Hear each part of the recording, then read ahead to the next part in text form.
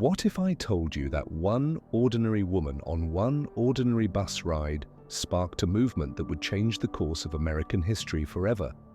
What if I told you that her act of quiet defiance wasn't planned in that moment, but was the fruit of a lifetime of courage, faith, and conviction? Rosa Parks wasn't just tired from work that day, she was tired of injustice. And when she sat down, the world stood up. Rosa Louise McCauley was born in Tuskegee, Alabama in 1913, into a world marked by racial segregation. Her parents, James and Leona, worked hard but carried the weight of a divided society. From a young age, Rosa noticed the differences: separate schools, separate fountains, separate lives.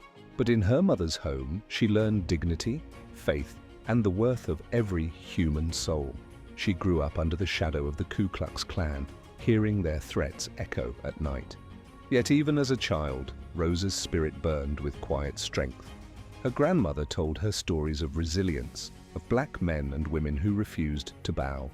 Those lessons planted seeds of courage that would one day blossom on a bus in Montgomery.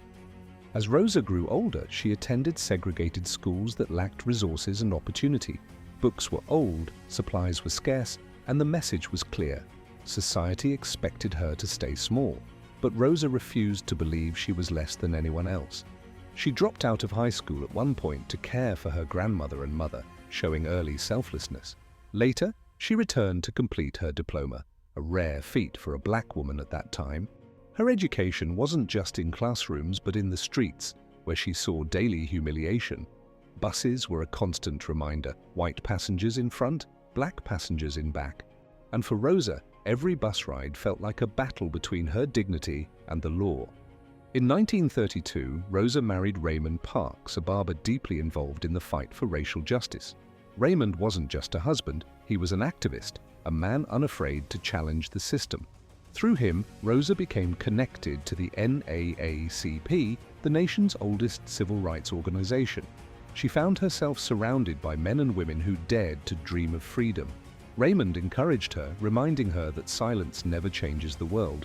Together they built not only a marriage but a partnership rooted in purpose. Rosa's home became a place of meetings, discussions, and plans for justice. Though soft-spoken, she absorbed the fire of the movement like a sponge.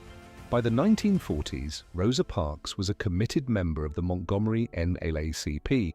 She served as secretary, taking notes, documenting stories, and keeping order in meetings. But her role went far beyond clerical work. She was a voice for the voiceless. She investigated cases of racial violence, especially crimes against black women. Each story she recorded etched deeper into her soul the cost of silence. She saw lives destroyed simply for the color of their skin, and she refused to look away. Her faith and her activism began to weave together into one calling. Rosa Parks was becoming a soldier in the quiet army of justice. Even before the famous bus ride, Rosa's life was marked by small acts of resistance. She refused to enter buses through the back door, a rule meant to degrade black passengers. When white drivers insulted her, she met them with dignity instead of submission. Her strength wasn't in loud speeches, but in an unshakable presence. She believed every human being deserved respect and lived that belief daily. To Rosa, injustice was not theoretical. It was lived reality everywhere she turned. But her response wasn't bitterness. It was courage cloaked in humility. And this quiet resistance prepared her for the moment history called her name. It was a chilly evening in Montgomery, Alabama, and Rosa had finished a long day's work. She boarded the Cleveland Avenue bus and took a seat in the colored section. At first, nothing seemed unusual. It was just another ride home.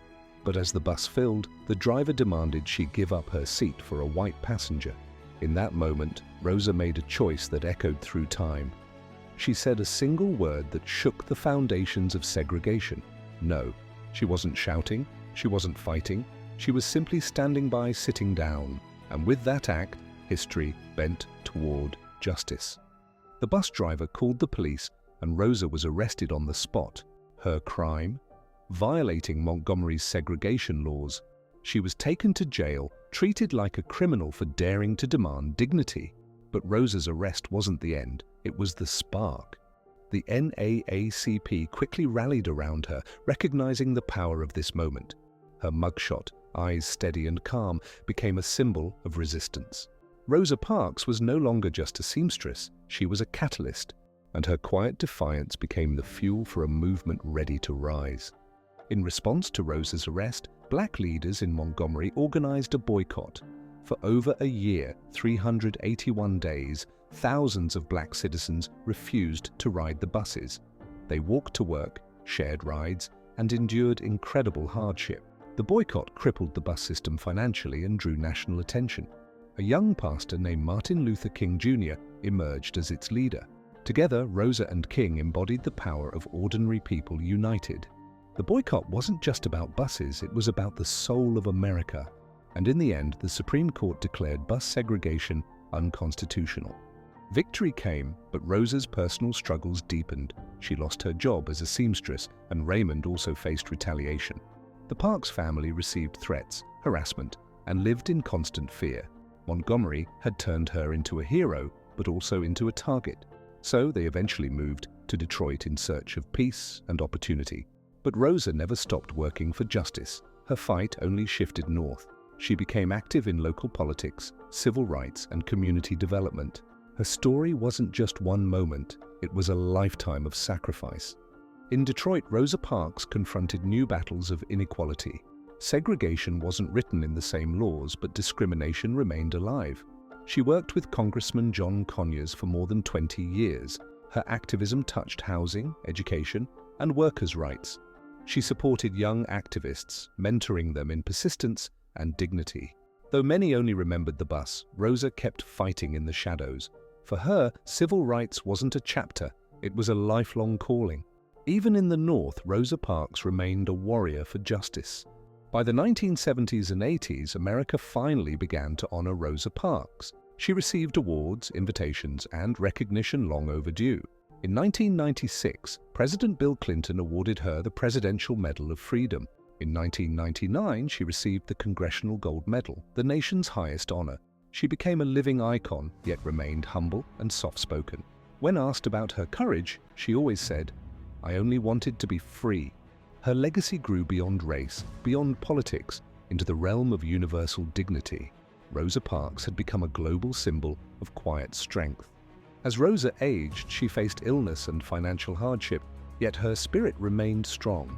She lived simply, devoted to faith and service until her final days. In October 2005, Rosa Parks passed away at the age of 92. Her death sparked national mourning and worldwide reflection. She lay in honor at the U.S. Capitol, the first woman in American history to do so. Tens of thousands came to pay their respects. Her journey from a bus seat to the nation's capital was complete. The seamstress had become a legend. Rosa Parks' story is not about a single day. It's about a lifetime of courage. Her quiet no was not weakness. It was strength dressed in humility. Her choice gave birth to a movement, inspired leaders, and shifted the world. She proved that one person's conviction can break the chains of oppression. Her life reminds us that true change often begins with small acts of bravery. Rosa Parks sat down, but in doing so, she stood taller than any law could contain. Her voice whispers still, never be afraid to stand for what is right. And through her legacy, the journey toward freedom continues.